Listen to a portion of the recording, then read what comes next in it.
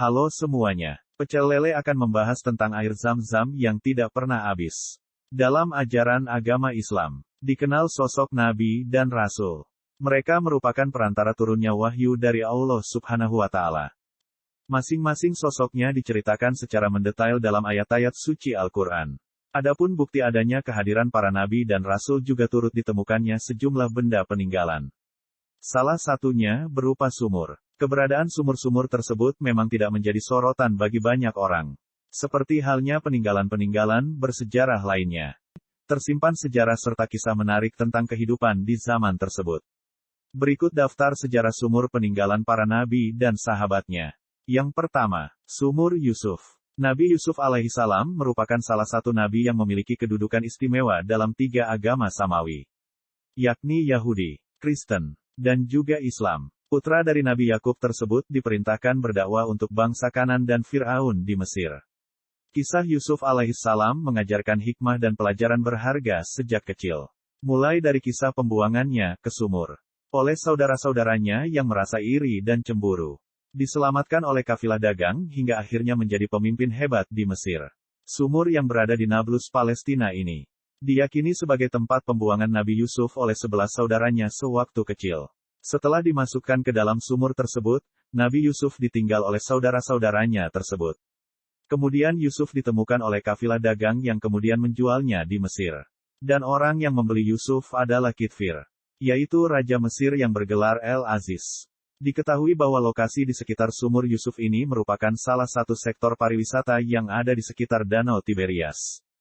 Selain karena keindahan alamnya, hampir sebagian besar kawasan di sekitar Danau Tiberias adalah kawasan yang kaya akan peninggalan sejarah, sekaligus suci bagi umat Islam, Kristen, dan Yahudi. Dikatakan juga bahwa sumur Nabi Yusuf memiliki lubang dengan diameter 1 meter dan kedalaman sekitar 4 meter.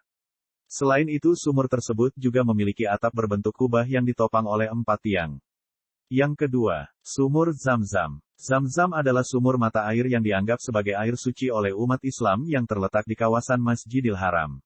Dengan kedalaman sekitar 42 meter. Sumur Zam-Zam sendiri pertama kali muncul sekitar 5.000 tahun yang lalu.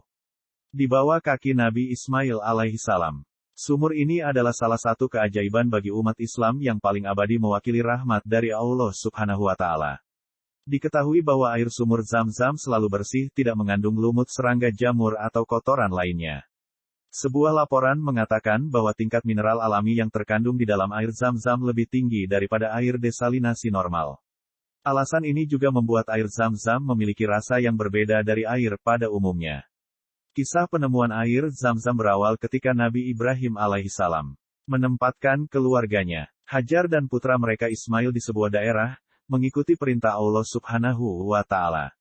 Saat itu Hajar ditinggal sementara oleh Nabi Ibrahim. Dan ia pun mencari air untuk memuaskan dahaganya. Dan anak laki-lakinya yang menangis kehausan.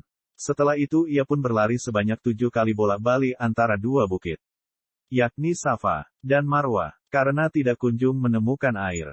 Maka dengan izin Allah Subhanahu wa Ta'ala, gesekan kaki yang dilakukan oleh anaknya yaitu Nabi Ismail alaihissalam, muncullah sebuah sumber mata air yang saat ini dikenal dengan nama Sumur Zam-Zam.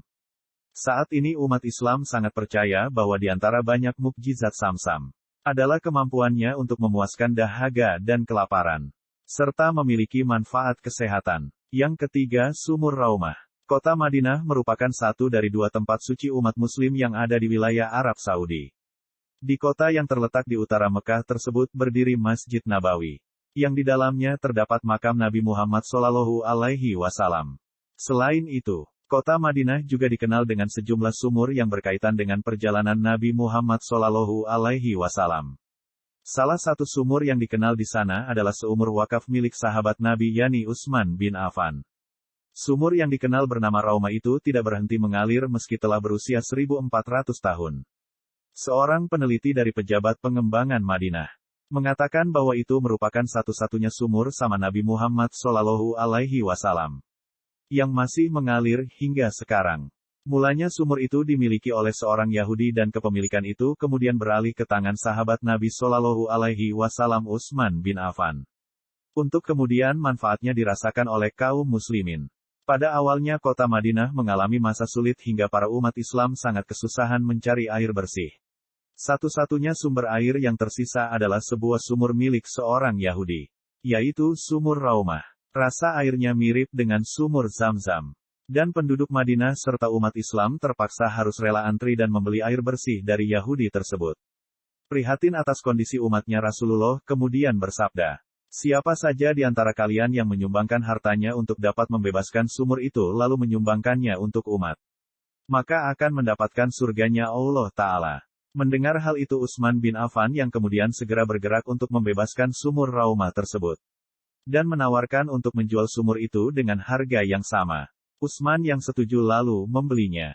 Maka sumur Raumah pun menjadi milik Utsman seutuhnya. Kemudian Utsman bin Affan mewakafkan sumur Raumah pada penduduk Madinah.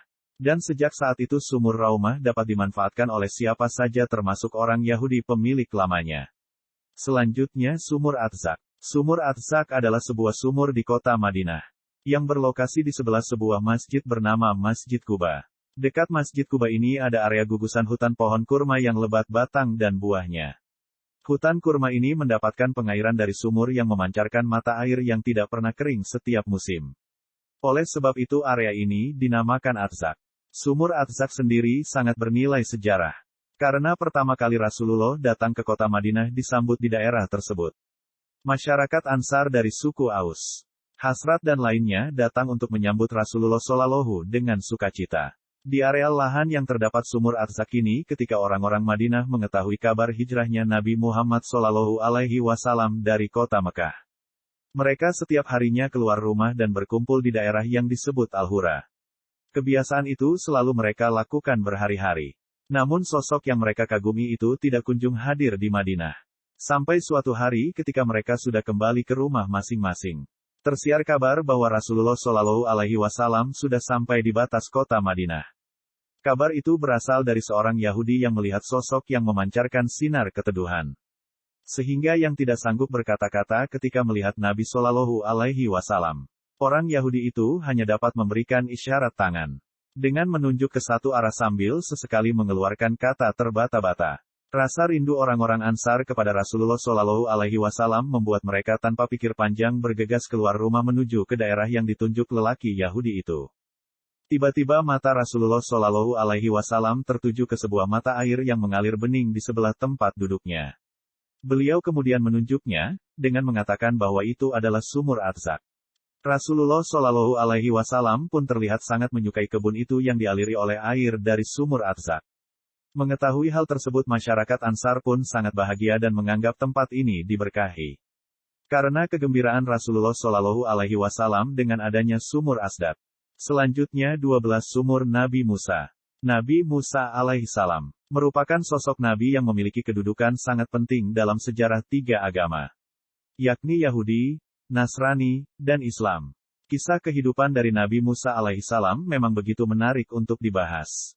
Selain berhasil mengalahkan Raja Fir'aun, membelah lautan dan mengubah tongkatnya menjadi ular, Nabi Musa alaihissalam juga pernah membuat sumur hanya dengan memukul batu. Menariknya jejak sumur tersebut masih ada hingga sekarang. Dan konon ke-12 sumur tersebut diperuntukkan bagi kaumnya yang kehausan pasca pelarian dari Raja Fir'aun. Dari 12 mata air itu, hanya 5 yang bertahan dan 1 yang mampu mengeluarkan air. Diketahui bahwa sumur ini berada di perbatasan Provinsi Suez dan Perbukitan Sinai. Tepatnya sekitar 165 km dari ibu kota Mesir Kairo. Dan disebut juga dengan nama Uyun Musa. Menurut catatan sejarah, setelah melarikan diri dari Raja Fir'aun, kaum Nabi Musa mengalami bencana kehausan yang teramat dahsyat. Nabi Musa kemudian diperintahkan Allah Subhanahu wa Ta'ala untuk memukulkan tongkatnya pada bebatuan. Kemudian pukulan tersebut memancarkan 12 mata air yang dapat diminum oleh kaumnya. Saat ini dari 12 mata air yang ada, hanya 1 yang masih mengeluarkan air yakni Bir Asyeh, yang memiliki kedalaman hingga 12 meter. Dan selanjutnya, sumur jin Nabi Sulaiman. Nabi Sulaiman merupakan nabi yang memiliki keistimewaan dan seorang raja dari kerajaan Bani Israel. Dirinya juga merupakan raja dari segala makhluk, termasuk bangsa jin, setan dan binatang. Hal ini karena Nabi Sulaiman alaihissalam mampu berkomunikasi dengan berbagai makhluk di dunia ini. Salah satu pembangunan yang dilakukan oleh bangsa jin atas perintah Nabi Sulaiman adalah ratusan sumur di desa Laina. Di kota lainnya ini konon Nabi Sulaiman memerintahkan pasukan jin untuk membangun sumur-sumur yang di bawahnya terdapat sebuah mata air. Dengan bantuan dari tentaranya akhirnya muncul sumur yang dikatakan mencapai ratusan.